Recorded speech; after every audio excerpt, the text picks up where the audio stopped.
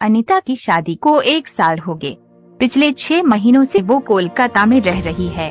सास की देहांत शादी से 1 महीने पहले ही हो गया। ससुर हैं जो बनारस में ही रहते हैं। अनीता की ये अरेंज मैरिज है। वो लव मैरिज करना चाहती थी, लेकिन राजेश को देख उसने अपना फैसला बदल लिया। अनीता इस बात से खुश थी कि राजेश बहुत ही सुलझा लड़का है, जिसे लड़कियों और उनके काम की रिस्पेक्ट करना आता है, इसीलिए वो मुझे भी हमेशा खुश रखेगा।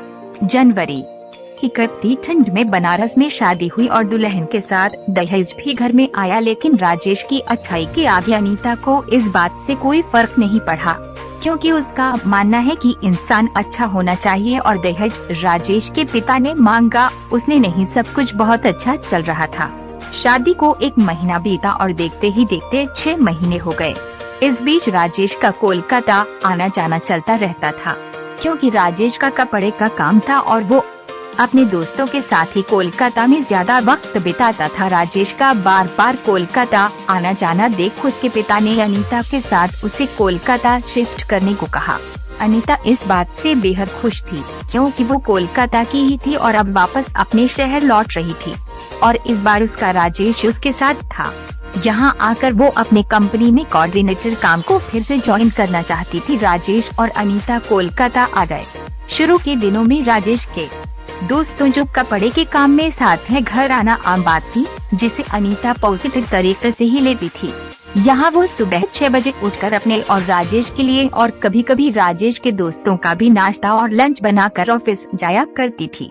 लेकिन धीरे धीरे राजेश के दोस्तों का बार बार आना और पार्टी करना, घर गंदा करना और कभी भी किसी भी वक्त आ जाना अनीता को खटकने लगा था। ये सब उसकी प्राइवेट लाइफ पर असर कर रहा था। घर और ऑफिस के बीच बहुत कम ही समय वो राजेश के साथ बिता पाती थी, और उसमें भी उसके दोस्त आ जाया करते थे। एक दिन अनीता ने राजेश से इस बारे में बात की, लेकिन राजेश ने इस बात को ना सुना कर किया। धीरे धीरे दोस्तों की वजह से अनीता और राजेश में कहासुनी और झगड़े भी होने लगे। एक दिन रात को राजेश और उसके दोस्त ड्रिंक करते हुए शोर कर रहे थे। अनीता ने गुस्से में आकर राजेश का गिलास फेंक दिया और जवाब में राजेश ने दोस्तों के ही सामने अनीता को थप्पड़ जड़ दिया। ये पहला मौका था जब राजेश ने अनीता के साथ इस तरह बिहेव किया। अनीता के साथ राजेश का दोस्तों के सामने चिल्लाना आम हो चला था। राजेश का बिहेवियर अब बार बार अनीता को दुखी कर रहा था। दोस्तों की चक्कर में छोटी छोटी बातों पर दोनों में झगड़ा हो रहा था। अनीता जितना राजेश को रोकती, वो उतना ही रूड बिहेवियर उसके साथ करता। राजेश के इस व्यवहार को लेकर अनीता ने उसके पिता और अपने घर वालों से बात की, बावजूद कोई सॉल्यूशन नहीं निकला। राजेश ना दोस्तों को छोड़ने को तैयार था और ना अनीता राजेश को उसके दोस्तों की वजह से छोड़ने को तैयार थी।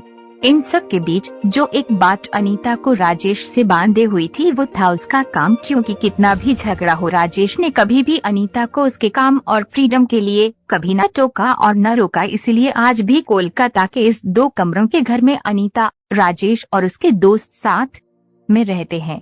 शायद अनीता ने अपनी फ्रीडम को बचाने के चक्कर में प्राइवेसी से कॉम्प्रोमाइज कर लिया। उसे मालूम है घर से बाहर काम के दौरान बिताए गए कुछ घंटे ही उसे सुकून देते हैं, और ये उम्मीद भी है कि राजेश के साथ यहाँ रहकर वो कभी ना कभी उसके इन बुरे दोस्तों से उसे निकाल